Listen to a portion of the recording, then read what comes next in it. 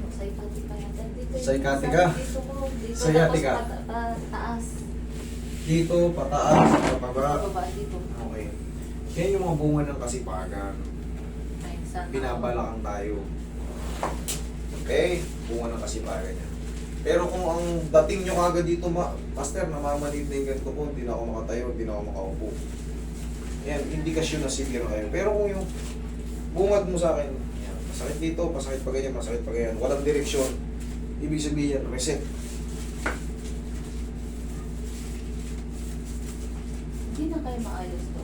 Kasi nadulas ako sa beach. Na ganun siya. Malalaman mo, ginanon ko ulit. malalaman mo naman pagkasira pa yan, pag ginanito. Okay naman. Walang problema yan. Ang mahalaga na tutupi natin. Parang ganito lang, tingnan mo, tabingin yung daliri ko. Pero, kahit ibugbog ko yan, wala, ano mo naman eh. Hindi na nga, nagkakaroon na ng parang umbok ng konti. Ang mahalaga dyan, natutupi. Walang masakit. Pero kung konting ganun pa lang, hindi pwede yan. Ganun din naman ang sistema yan. Kung baga, gusto ko lang ipaalam sa inyo na huwag na kayong mag-alala. Ang mahalaga dyan, natutupi, nakahawak mo ng mga bagay-bagay na walang masakit, okay lang yun. Ganun talaga pag nadidisgrasya, buti nga ikaw, malakas daw mo, binalik mo eh. Kasi pagka... Nagulat ako, ba't gano'n? Tinanong ko agad. kasi pag hindi mo na ibalik yun, habang buhay ka na nakaganon, buti ikaw, malakas loob mo. Yun yung tawag na parang sa nasunugan, kaya mong ilabas lahat yan, yung mga gamit pag nasusunog. Yun. May kapangyarihan tayo sa bunga ng taranta. May tawag doon. Nasa isip ko na, hindi ko lang mabanggit. May tawag doon. Paki-comment na lang. Relax lang.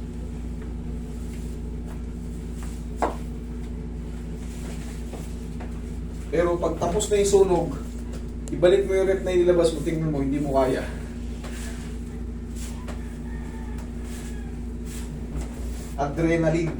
Adrenaline rush, tawag doon. Kunin mo yung shoes, sandals mo, ikaw ang patagilin. Adrenaline rush ang tawag doon. Sige. Bunga ng taranta, at takot, lalabas yung kapangyarihan natin. Relax lang.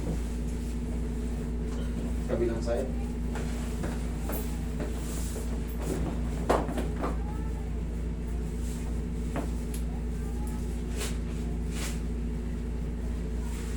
Relax lang. Okay, tihaya ka. Sige, straight lang boy. Wala kayong opera? Sa Saryan lang po. Kailan? 2013. Okay. Ayan. Kala ko, pag bago-bago pa, syempre, sasakit siya pag inatak. Kaya mas maganda, bago atake, tanungin mo na, para sigurado. Ito ang sakit. Ito ang masakit. Okay, sige. Kaya? Oo. Okay, relax lang. Isa pa. Tapos stretch. Ito rin yung masakit eh. Ang stretch niyan, parang ipapasok na pag ganyan. Mararamdaman mo yan para nabibinat. Okay, pabilis lang. 1, 2, 3. Ganun lang. Yan yung tinatawag na yung sabi mo kanina, iskastika. Sciatica po ang tamang word doon. Sciatica. Hindi Sciatica iskastika. ba? Oo, kanina misinterpret mo eh. Na-miss ano. Iskastika. Ang stress yan, mabilis na. 1, 2, 3 para mararamdaman mo na iniinat yun dito. Okay. 1, 2, 3. Tapos medyo papasok ang stress yan. Okay, pa. Matatamaan natin yan. Mamaya. Ang stretching yan medyo painat. Papasok. Iskastika. Relax lang po.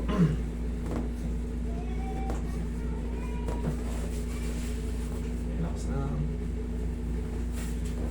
Madalas nakakasagot ng tawag nyo yung mga admin natin, may mga admin tayo. Okay. Parang ako na rin kasing nakakausap nyo. Gawa ng yan, tinuturuan ko rin sila sa assessment. Para kung hindi ko na kaya, parang di rin Hindi kayo... masakit ito. Sige. Okay. Yung part na yan, sige. Ituro mo lang. Para dun pa lang sa assessment, hindi na kayo mag-aksaya. Kung talagang hindi ko kaya, ilipat ko kayo sa ano. Ituturo ko kayo sa tamang ano. Meron kasi yung talagang matatanda na tapos may compression fracture. May arteriolisthesis. Nagkaroon ng deformity. Tapos may osteoporotic or osteopenia or osteoporosis. Huwag po kayong basta-basta magpa-adjust. Delikado. Makatulong ako, hindi makaperwisyo pa kasi may mga pagkakataon na talagang hindi kayo advisable i-crop. Lalo kung kayo ay senior, tapos pag nabasa nyo yung osteoporosis, osteoporotic, osteopenia, ibig sabihin yan, paghina mismo ng buto.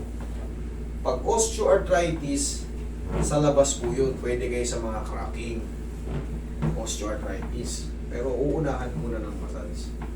Pag yun nga, osteo means bones, porotic disease, ano, osteoporosis, naririnig nyo na yan. Yan na yung paghina mismo ng mga marrow.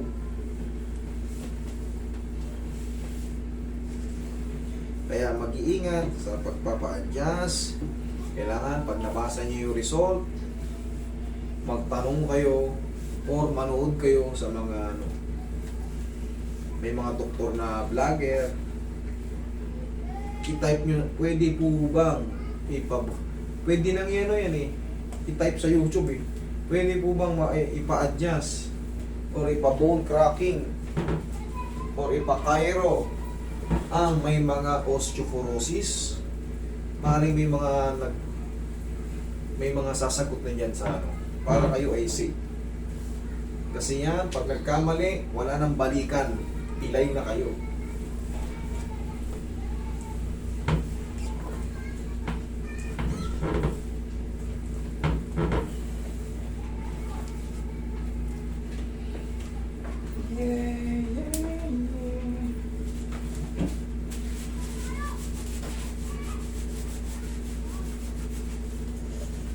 Tihaya po, ma'am.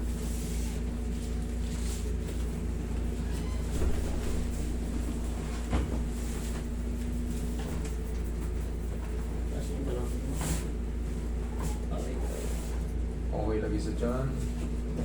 May mga kapitbahay kami dito taga Hong Kong eh. Sa ano, ang tawag ko. Saan ba sila? Saan ba sila ron? Ano? Kowloon. Okay, eh. Zero.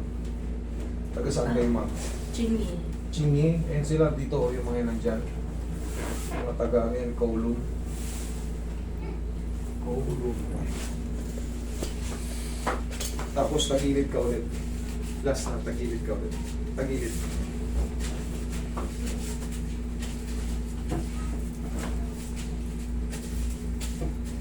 Pagka ma'am, aalis pa po ba kayo ng bansa? Babalik ako 9. Oo. Pagka ito, baon lang kayo ng panghaplos.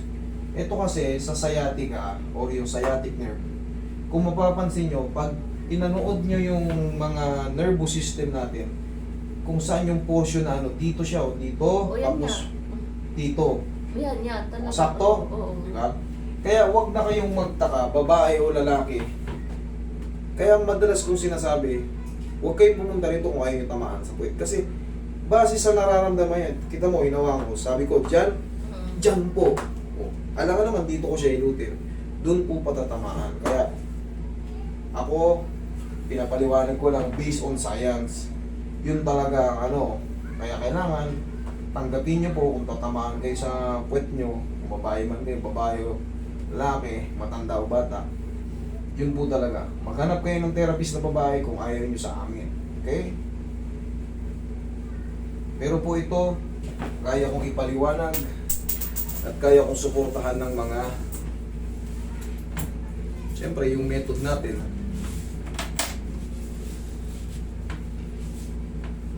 Kita nyo naman, kahit matanda, bata, tatatamaan. Minsan nababas si Roy. Pero dati ako lang gumagawa niyan. Hindi ko pa kasama si Roy.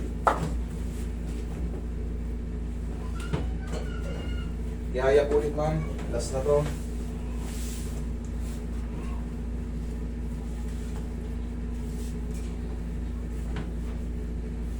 1, 2, 3. Tandaan nyo, pag ini-stretch nyo, parang papasok ng pag-ano, para mararamdaman niya ng patient, kayo, mararamdaman nyo yan na parang lumunat siya. Kaya 1, pero huwag yung tagalan kasi pagbago pa, masakit yan pag ini-stretch. Okay, upo. Sige, dito naman tayo sa upper. Tapos mo may tuturo ko sa inyo kasi sa ibang bansa kasi talaga ang kailangan healthy tayo, ang puhunan natin katawan, wala tayo iniinda. Siyempre sa trabaho para makapag-perform tayo ng ayos. Lalo yung balakang, especially yung balakang. Kailangan matuto kayo ng mga exercise dyan para kung sumakit man siya, maaagapan siya, hindi kayo mauuwi sa severe moment. Na yung severe moment, yung kahit pag-upo, namumblema kayo. Pagtayo, namumblema kayo. Paghiga, namumblema kayo. Yung ganyan kasi, sa mga lower back, meron po tayong tinatawag dyan na degeneration, desiccation, herniation, disc disease. Pero naaayos pa naman yan. Pero pag may ganyan na kayo, sira sa disc, hindi na maaalis yung pag napagod kayo sa maghapon, parang binabalakang tayo. Normal lang yun. Pero ang ibig sabihin, hindi aabot sa severe moment. Yung talaga, sakit. Uupo kayo. Parang kailangan nyo pang tayo. Di ba ganun? Tayo. Para maiwasan nyo yung ganun moment. Pagkising ka na sa umaga, 1, 2, ikaw nga. Lakasan mo konti. 1, 2, kabila. Isabay mo itong isa ba? Halika, iharap ka sa akin. Tumuhod kang pag-ano. 1. Dali. Ito, 1, 2, 3. Yun, kabila. Kasabay sa pag-twist. Yun! Yan. Kaya tapos ang mo ng pao. Okay? Para kahit mag-yuyuko ka, di ba inabot mo na yung sakit. Okay, hindi mo na yan. Pagkaroon man kayo ng back pain, bearable siya. Kakayanin nyo yung mga ano. Okay? Lalo pag nasa abroad kayo, walang tutulong sa inyo dyan. Katawan natin ang kailangan maka-survive tayo. Tapos sa Pilipinas, pa-adjust tayo pag umuwi. Okay na? Thank you.